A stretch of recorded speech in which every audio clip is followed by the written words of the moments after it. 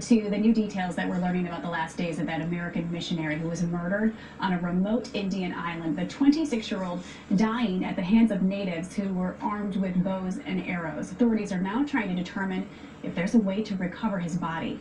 Searching. ABC's Lindsay Davis is here with more. Good morning to you, Lindsay. Good morning, Paula. Kind of disturbing, but this guy's a missionary. He tried to bring Christianity to foreign people here that are really quite primitive. Quite a bit echoing the Jewish slave trade, where they came down and taught a very primitive people who didn't know God or anything, and boy, that was a harsh workout. Really a problem, and probably something that should have never ever been done. It's always blamed on white people, though, which Jewish people are a small portion of, but actually most of the whites you see, some 90-something% of the whites that you see, are not Jewish at all and had nothing to do with this, but are blamed for it. Well, let's take a look at this. It's kind of an odd thing here, where these people are not developed in their immune system, much like the West Africans of the slave trade weren't, and they broke out with a smallpox epidemic that broke out, went through the Amerindians, and almost killed off the native population of them and the Amerindians of America. And so now we know not to mess with things like that. There's been very limited contact. Some people pulled up and threw some coconuts to them and things. Just you handling that coconut and giving it to them and them handling it could cause problems like this. It's amazing they haven't died from it. Perhaps they've already been through some of these things before. We don't know and may never know if we don't interact with them, but I think we shouldn't interact with them. We all know now that the West African slave trade was quite a mistake, causing a problem with any continent that they're involved with. So we deem that as being a mistake, and that it should not be done anymore. That's what she says. It is illegal to go within 5 nautical miles of this island because the inhabitants are known for aggressive behavior against outsiders. But John Chau, an American missionary, told friends he was drawn there to spread the word of God. This morning, new details are emerging about the final days of John Chau, the American missionary believed to have been killed by an endangered tribe on a remote island in the Indian Ocean.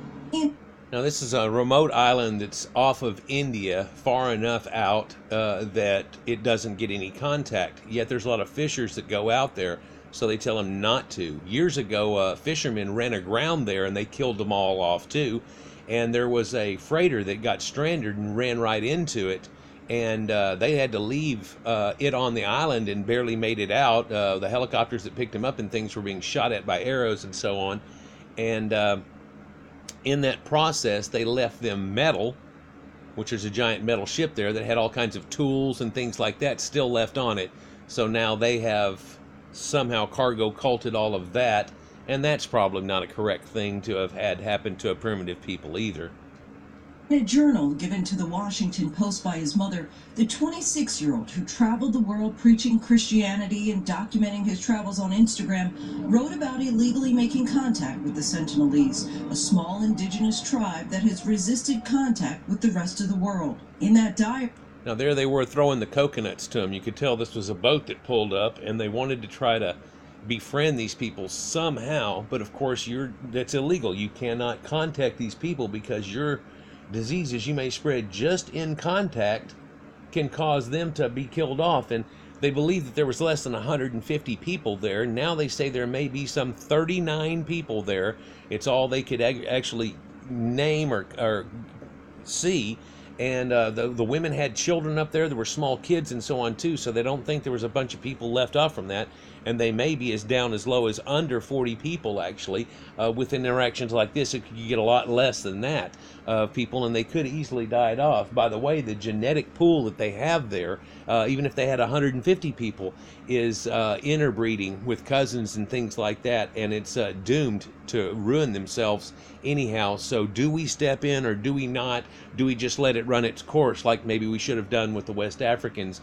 Well, I guess the consensus is leave them alone for the mistake that was made from before. The missionary talks about trying to engage with the tribe, offering them gifts while singing worship songs, but he says the initial contact didn't go well. "I'm scared," he writes, "watching the sunset, and it's beautiful. wondering if it will be the last sunset I see. Lord, is this island Satan's last stronghold, where none have heard or even had the chance to hear your name? That's kind of an odd statement that he has there, but of course, many people look at diseases like smallpox as being a bad thing, but they don't look at as Christianity as being a disease whenever these people feel compelled to go in and mess with other people and try to get them to convert to their Caucasian religion that they have no part in, not mentioned in the Bible or anything, just like the West Africans aren't mentioned in the Bible. Asians aren't mentioned in the Bible. Eskimos aren't mentioned in the Bible. Nobody's mentioned in the Bible except for the Caucasians that the book was about, yet other people have adopted it, and now it becomes a jealous thing where they start trying to say that they were in it or that it was even theirs. Black people have pulled this thing where they think they're Hebrews standing on street corners now. It's kind of disgusting. Could you imagine what would happen if we took these people into captivity and what they might say just a few generations later? Chau reportedly left the 13-page journal with the fishermen he allegedly paid to take him to the island. Those fishermen were arrested for helping Chau get to the island. Contact with the tribe is illegal. Even after the 2004 tsunami, a member of the tribe was photographed on the beach firing arrows at a helicopter sent to check on their well-being. They tried to see, they had a tsunami come through there, and the island is really shallow. It's not that, at the highest point on the island's less than 150 feet, I believe. So if they have a tsunami come through, unless they pull up onto that little mound there or something, they could really get devastated out. And so people were just checking on them.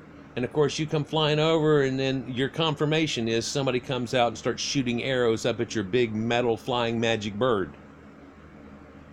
Was to befriend them. He brought gifts to them, but unfortunately, as we now know, that didn't happen. In his last journal entries, he appears to struggle with whether to abandon his quest to convert the Sentinelese. I think I could be more useful alive, but to you, God, I give all the glory of whatever happens. Forgive any of the people on this island who try to kill me, especially if they succeed.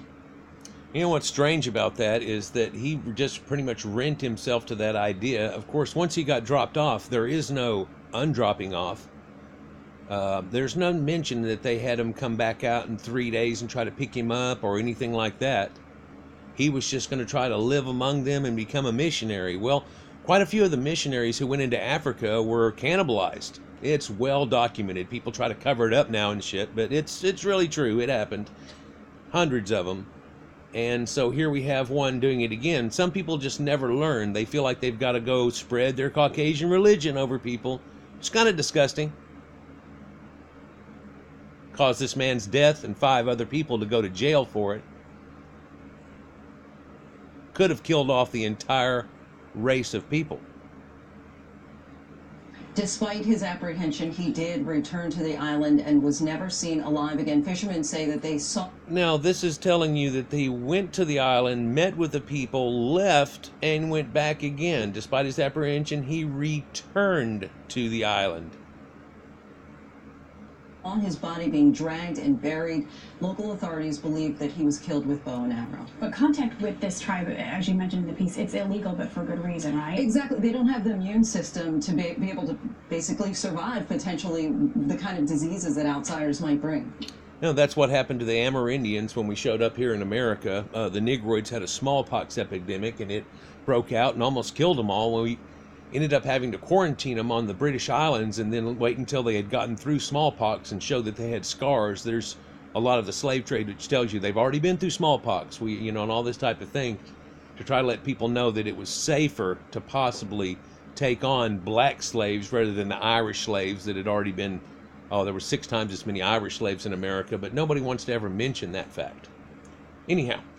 And they've had unfortunate encounters with the outside world before. They have reason for hostility. Lindsay, thank you. Appreciate it. Yep, reason for that hostility against people and stuff. Of course, no one's ever tried to kill one of them, so they're just a hostile, primitive group that anybody that comes in, you're trying to take my island. You can understand the mentality of the people there, though. If we all lived on an island, you'd think of it the same type of thing. Of course, Hawaii was a little bit more civil whenever they were first introduced with the people that were there, and now, there's a lot of common help that goes on between those and a lot of the islanders. Indeed, These Caucasians, like the guy you see right here, have gone around and tried to help the world to become a little bit more advanced, quite often to the tune of their own death. But somehow Whitey feels like he's got to share everything with all these other primitive people whenever it backfires on them quite often. Like again, as in America, where they think they were Egyptians and they were Hebrews, saying that it was actually their Bible stole from them, and all these false beliefs, which really blasphemes the image of God, shows lies, and bearing false witness openly. But yeah, these people should probably be left alone. But if their gene pool is so small, what do you do? It's going to run itself into the ground. They're inbreeding right now. So what would constitute the fact that people should or should not step in? Please post down on the bottom there your comments and see what you think about the endeavor. I'm rather confused on which way to go with it, because yes, we should leave them alone, but they're about to run themselves into the ground. So what do we do? Do we just allow that to happen? And should we have allowed that to happen back in West Africa? I mean, all the aid we give there now is what's sustaining them and keeping them alive as their population grows to where they can't even sustain it themselves. It's kind of pathetic to watch, but yet we're all bound into it. Or are we?